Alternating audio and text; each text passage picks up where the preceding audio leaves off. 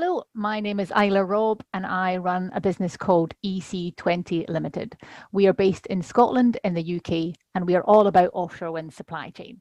So we work with the public sector, with governments to advise them about how to maximise the benefits to their own economies through getting their supply chain involved in offshore wind. We work with developers and tier ones to advise them how to engage with the supply chain, to write their supply chain plans, and with companies of all sizes to help them penetrate the offshore wind market more or diversify into offshore wind.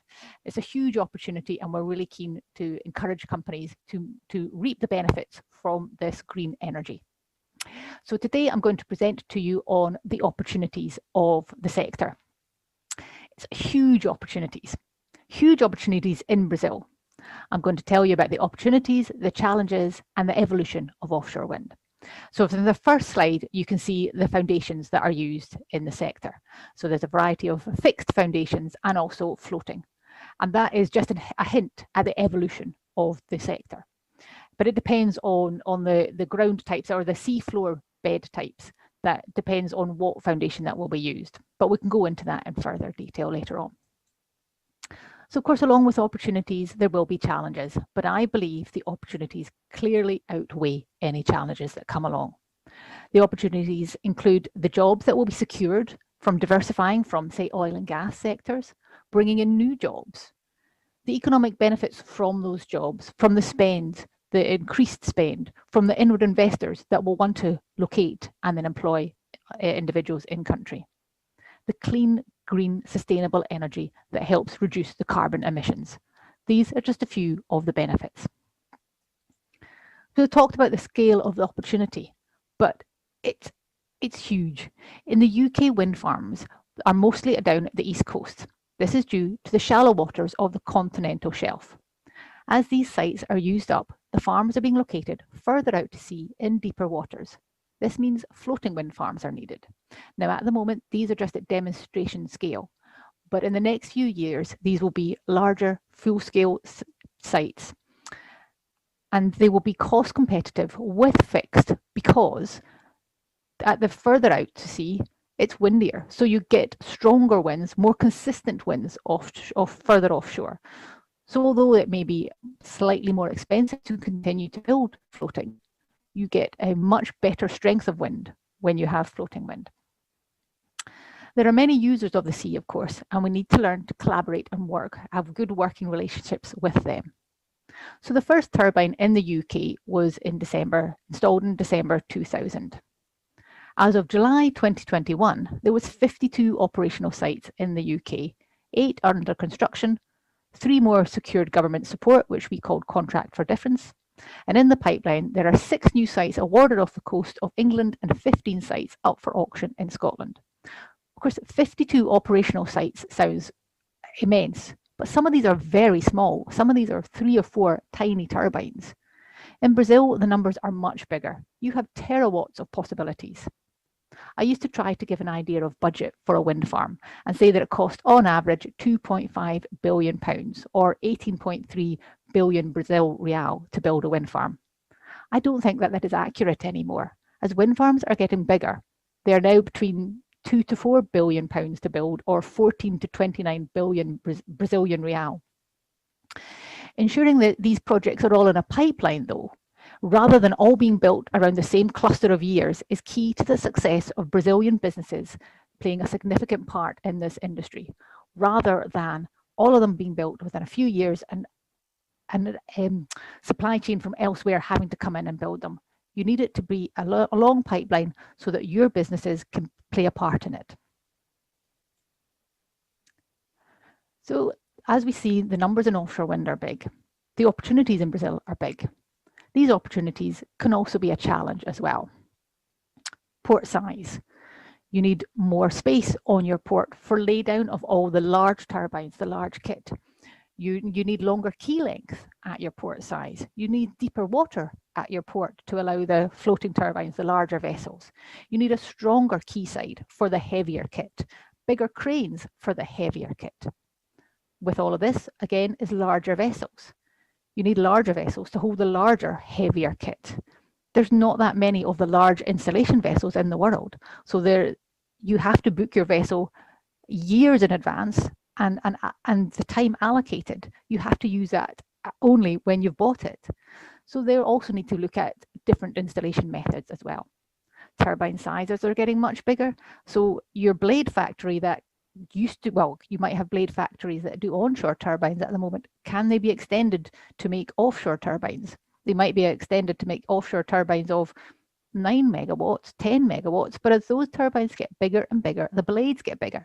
Can you then buy the kit, extend your factory to make bigger blades, or do you need inward investors, or will inward investors come in anyway to build their blades in country? And then you've got the nacelles, the big bit at the top, and all the kit that goes in there. The towers are getting bigger, stronger. So can your existing tower facility that does possibly onshore turbines be upscaled to do offshore turbines? Again, that's an inward investment opportunity. And then of course there's the foundation type.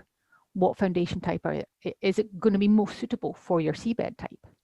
And there's a huge number of parts that go into it. It's not just a tower. Each of the towers also need handrails, ladders. There's a huge amount of secondary steel that goes in. And then there's the skilled workers. Skilled workers at different phases and stages of the wind farm. You need to make sure there's enough there at the right time. And as mentioned previously, it's the time frame for the first project to be in the water. Will the developers use their existing supply chain because they don't want they don't have time to train new suppliers in that area? So we need to make sure that there's enough time given so that the individuals can be trained. But you know what? It's not even just enough time. It's the right time, because if you get individuals trained years before they need it, they'll go elsewhere. So you need to have enough people trained at the right time to then go into the right jobs. But of course, developers and tier ones also see a risk of using new suppliers. So as a new supplier that used to do oil and gas, they could compare it with somebody that's an existing offshore wind supplier, and they will always go with a less risky option. So that's where you look at partnering opportunities for somebody that has done offshore wind possibly elsewhere. Partner with them with your knowledge of what's in country already, and that's your key to success. The offshore wind market is large and growing across the globe. With UK targets to reduce carbon and increase renewable energy, offshore wind is a key factor to both. With the recent COP26 conference in Glasgow, many other countries will also have similar targets, and offshore wind will play a significant part in these. Over the years, offshore wind has increased in capacity size from, as I mentioned earlier, small wind farms that were 200 megawatts previously to 1.5 plus gigawatt size wind farms. At the same time, the turbines have increased from 2 megawatt machines in the mid-2000s up to 15 megawatt machines going to be installed in the mid-2020s. This means that while wind farms are increasing in size, the number of turbines are not necessarily increasing in size. And you see the slide, the image, that again, it just demonstrates the port size, the vessel size, that just demonstrates for one blade. They'll not be transported like that. They want to be transported multiple blades, multiple pieces of kit at a time. Supply chain opportunities. These are numerous and varied. In the UK, there is a big push to help companies transition into the offshore wind sector from elsewhere.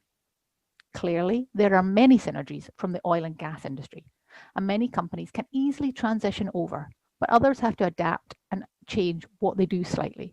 Some companies transition over without actually realizing it because their clients have just taken them over. They didn't realize, they thought they were providing a piece of kit for an oil and gas platform, but it actually turns out it was an offshore wind facility.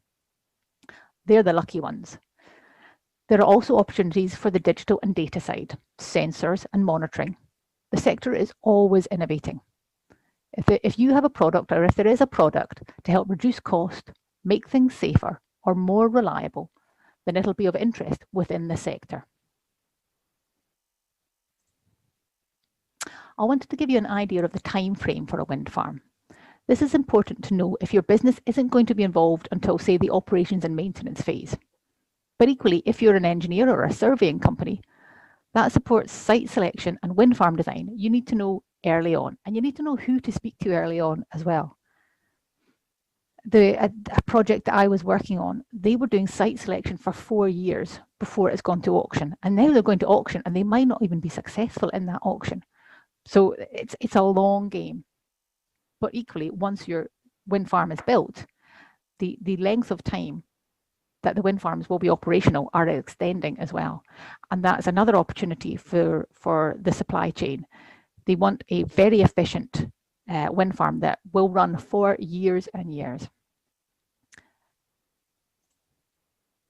And the opportunities, again, to be part of the supply chain. This table gives you an idea of where you could sit. For example, if you have a part for a gearbox in a turbine, if it's the same part that's currently available, it could be challenging to unseat the existing supplier. You may have to wait for a new design of that part for the opportunity to be in the turbine to arrive when they next upgrade the turbine. But if you have a new innovative product or a service, then that would possibly be easier to get into. Just as a reminder, the offshore wind supply chain is split into tiers. So there's the developer building at the top, the likes of Ørsted, Equinor, and also all the oil and gas majors are coming over as well now. So you've got your BPs, your Total Energies, they're all in offshore wind now. So you've got developers at the top, followed by your tier ones, which are your turbine suppliers, your EPCI contractors, your engineer, procure, construct, and install contractors. So the likes of Jan de Nul, Van Oord, Seaway 7. And then the tier 2 suppliers are the foundation suppliers, cable suppliers, basically your large components. Tier 3s are then the ones that supply up to that. So they're the ones that supply the secondary steel, the bits that go in the nacelles. And it's important to understand where you will actually fit within the supply chain, who will buy your parts. Everybody wants to speak to a developer, but the developers only issue a few contracts. So you need to know who your client is. But actually, you also often want the developer to know what your product or service is, so they can specify your product or service. As I mentioned previously, innovation is key within offshore wind. The turbines themselves, they're increasing in size, new technologies, going into deeper waters, reducing the cost of building them in the first place. But it's also beyond the turbine. There's energy storage. And energy storage, do you store the energy at the turbine, or do you wait and bring the power to shore and then have it stored? Green hydrogen, you're going to hear about, or you might have heard about already, but green hydrogen is a huge opportunity as well. And that is potentially as a storage vector, but also as a fuel source as well. Methods of installation, as I mentioned previously, are also changing because the turbines are getting so big, and the vessels needed for the installation are few and far between. Everybody is looking at the best method to install these massive products. Now, ROVs, they're used already. That's remote operated vehicles, but this is going to increase because if you can stop humans having to go offshore and have robots going offshore, it's safer and probably cheaper. So they will look at doing that. And then they have artificial intelligence. And of course, the digital and data, the twinning of your wind farm. So you can see everything or predict everything that could happen so that there is no failure. You predict failure before it happens so that your wind farm is always generating power.